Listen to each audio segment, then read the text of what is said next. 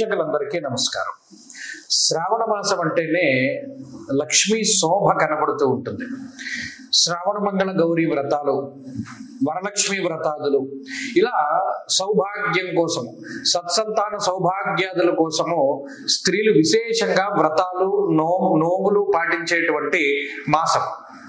ముఖ్యంగా శ్రావణ మంగళ గౌరీ వ్రతాలు తీసుకుంటే సంకల్పం కూడా చెప్పుకుంటారు. మమ వివాహ ప్రథమ వర్ష ప్రభృతి పంచమ వర్ష పర్యంతం, 1వ సంవత్సరం నుండి 5వ సంవత్సరం వరకు చేస్తారు. పలానా ఈ సంవత్సరానికి ఇంతమంది అని చెప్పి వాయినాలు ఇచ్చుకుంటూ ఉంటారు. అలాగే వరలక్ష్మి వ్రతం చేస్తారు. చాలా మందికి ఈ సంవత్సరంలో డౌట్ వచ్చింది, ఏమండి వరలక్ష్మి వ్రతం 2వ శుక్రవారమే కదండి, 3వ శుక్రవారం చేసుకోమంటున్నారు ఏంటండి? అంటే 2 చేసేసుకున్నాం మేము, ఎప్పటి నుండో 2వ శుక్రవారమే చేసుకుంటున్నాం, మరి 2వ వారమే చేసుకుంటాం అనేటువంటి వారు కొంతమంది. నిజానికి దీనిలో ఉన్నటువంటి ఆంతర్యాన్ని గమనించండి. ఈసారి శ్రావణ మాసం ప్రారంభం అవ్వడమే శుక్రవారం తోటి ప్రారంభమైనది. మనం చూస్తే మామూలుగా కథలో కూడా వరలక్ష్మీదేవి యొక్క వ్రతకల్పంలో కూడా ఏమంటారు, పౌర్ణమి మునుపు వచ్చేటువంటి శుక్రవారం నాడు ఈ వ్రతాన్ని ఆచరించాలి. అది లెక్క, దానికి అంతకు మించి లెక్కల. అంటే మొదటి శుక్రవారమా, 2వ వారమా, 3వ వారమా, 4వ వారమా అనేది పక్కన పెడితే అందులో చెప్పినటువంటి కల్పోక్త విధానంలో ఏం చెప్పారు, పౌర్ణానికి మునుపు వచ్చేటువంటి శుక్రవారం చెయ్యాలి. ఎందుకంటే పౌర్ణానికి ముందు వచ్చే శుక్రవారం చెయ్యాలి, దానికి కూడా ఒక లెక్క ఉన్నది. శ్రావణ మాసము అనేటువంటి పేరు ఎలా వచ్చింది? పౌర్ణమి నాడు శ్రవణ నక్షత్రం ఉంటుంది. శ్రవణ నక్షత్రము అనేటువంటిది విష్ణుమూర్తి యొక్క నక్షత్రము.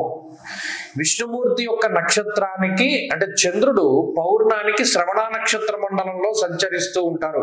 ఆయన యొక్క పూర్ణమైనటువంటి కళలన్నీ కూడా ఈ నక్షత్ర మండలంలో ప్రవేశించి నక్షత్ర మండలంలోంచి ఆ చంద్రుడి యొక్క కాంతి మన భూమండలం మీద ప్రసరిస్తుంది. అది చాలా గొప్పదైనటువంటి విషయము. అందుకనే శ్రావణ మాసంలో పౌర్ణానికి చాలా విశేషమైనటువంటి పేరు. ఆ రోజునే ఉపాకర్మాది కర్మలు చేస్తారు.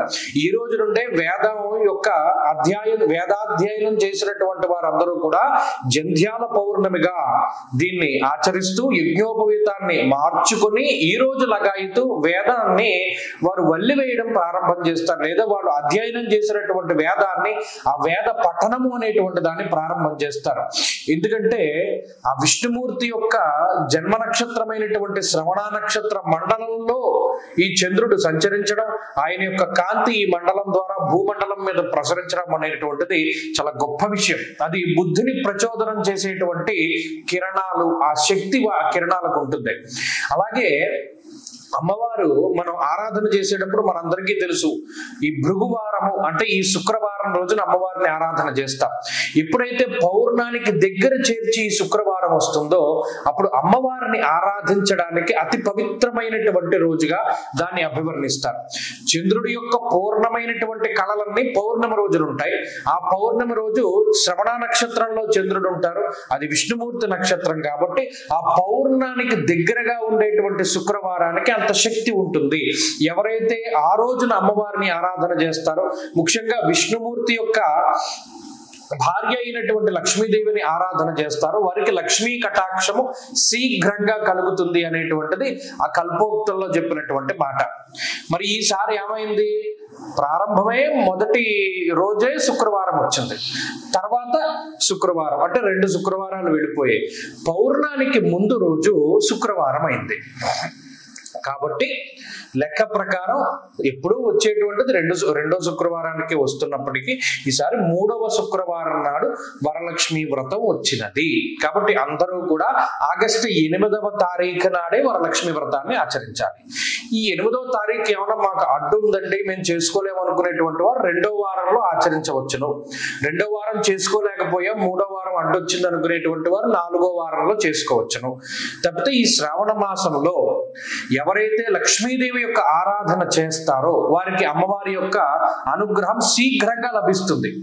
ప్రతిరోజు పూజ చేయొచ్చు, ప్రతిరోజు చేసినా లక్ష్మీ అనుగ్రహం కలుగుతుంది, కానీ దీనివల్ల శీఘ్రంగా కలుగుతుంది అని చెప్పారు. మనం అన్నదానం చేస్తే, మీ ఊర్లో మీరు అన్నదానం చేస్తే ఒక ఫలితం, కాశీలో అన్నం పెడితే చాలా తేడా ఉంటుంది. దేశ కాలమాన పాత్రలు, ఈ కాలానికి అంతటి ప్రాశస్త్యం, శీఘ్రంగా ఆమె యొక్క అనుగ్రహం కలుగుతుంది. కాబట్టి ఈ వరలక్ష్మి వ్రతం 3వ శుక్రవారం వచ్చింది. దీనికి ఏమీ మనం కన్ఫ్యూజ్ అవ్వాల్సినటువంటి పని లేదు.